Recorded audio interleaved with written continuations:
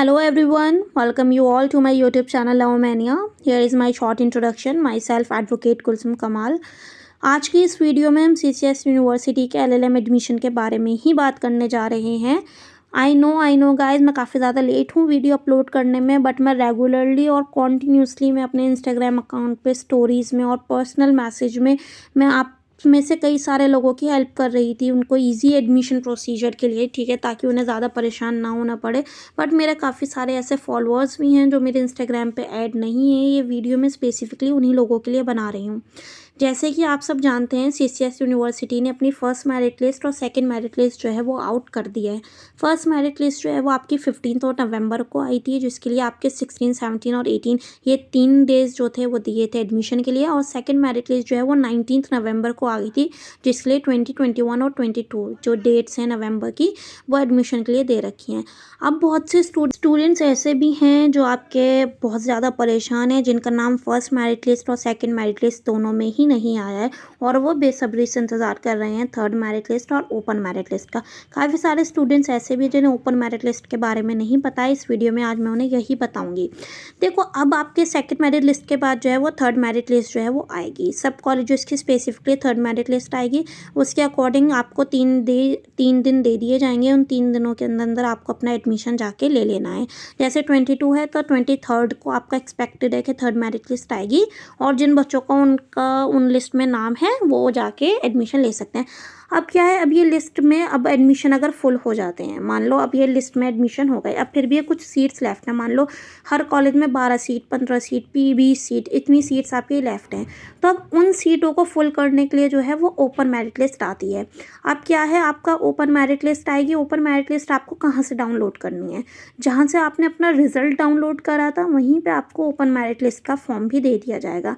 उसी वेबसाइट पे जाके आपको अपना ओपन मेरिट लिस्ट का फॉर्म जो है वो डाउनलोड करना है. ठीक है, अब आप जब ये ओपन मेरिट लिस्ट का फॉर्म डाउनलोड कर लेंगे, उसके बाद आपको इसके साथ अपने रिजल्ट लगाना है. रिजल्ट के साथ आपके जो भी इंपॉर्टेंट डॉक्यूमेंट्स है लाइक 10, 12, LLB मार्कशीट, ये सारी मार्कशीट्स और ऑफर लेटर आपको कहाँ सबमिट करना है? ये आपको सबमिट करना है कॉलेजेस में. अब आप सोच रहे हैं ये मैं किन कॉलेजेस में सबमिट करना है? तो ये ऑफ़र लेटर आपको उन कॉलेजेस में सबमिट करना है जो कॉलेजेस आपने सिलेक्ट किए थे.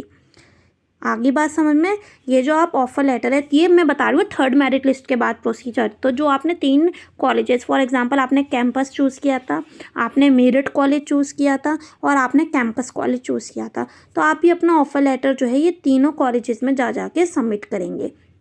अब ये सबमिट करने के लिए भी आपको 3 दिन का टाइम दे दिया जाएगा. ठीक है, आपसे कहा जाएगा इन 3 दिन के अंदर वो स्टूडेंट्स अपना ऑफर लेटर सबमिट कर लें.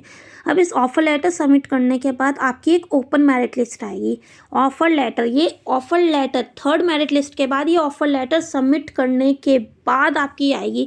अच्छा, मैं एक चीज़ और बता दूं, जो मेरठ कॉलेज है, मेरठ कॉलेज में ये ऑनलाइन सबमिट होगा. मेरठ कॉलेज की वेबसाइट खोलेंगे, वहीं पे आपका एक ऑप्शन होगा, वहीं पे आपको ऑफर लेटर जो है वो अपना सबमिट करना है. ठीक है, अब आपके उसके बाद क्या होगा, ये आपके सब कॉलेज स्पेसिफिकली अपनी स्पेशली अलग अलग तरीके से अपनी ओपन मेरिट लिस्ट निकालेंगे. उन ओपन मेरिट लिस्ट में मैक्सिमम 12 से 15 बच्चों का नाम होता है, क्योंकि इतनी ही सीट्स बच जाती है first, second, third merit list आने के बाद. ठीक है, तो इस ओपन मेरिट लिस्ट में 12 से 15 बच्चे मैक्सिमम होते हैं, इनका एडमिशन होता है. ठीक है, तो अगर जिन स्टूडेंट्स का नाम first merit list, second merit list, third merit list में भी नहीं आ रहा है, तो उनके पास चॉइस है कि वो आपके ओपन मेरिट लिस्ट में आपके एडमिशन ले सकते हैं. तो ये पूरा प्रोसीजर है ओपन मेरिट लिस्ट का. तो आपको टेंशन लेने की ज़रूरत नहीं है कि आपके 3 में नाम नहीं आया है तो आपका एडमिशन नहीं हो सकता. नहीं, ओपन मेरिट लिस्ट का भी है. अब पता है बहुत सा क्या होता है, ओपन मेरिट लिस्ट में एडमिशन होने के बाद भी 2, 5, 4 सीट्स जो हैं वो आपकी रह जाती हैं, क्योंकि 120 और 100 इस तरीके की सीट्स जो होती हैं वो होती हैं 2, 5, 6 सीट्स आपकी रह जाती हैं. ठीक है, अब इन सीट्स के लिए एडमिशन क्या होता है, जब ओपन मेरिट लिस्ट आ जाती है और आपने उस कॉलेज को चूज़ कर रखा है, तो आप उस कॉलेज में विजिट कर सकते हैं और विजिट जाके एडमिशन का प्रोसीजर पूछ सकते हैं कि क्या मैं अब एडमिशन ले सकता हूँ.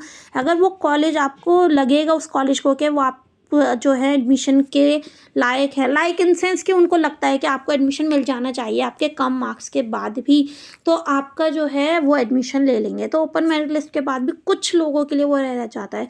तो आई होप अब आपको सब क्लियर हो गया होगा, कोई डाउट नहीं होगा।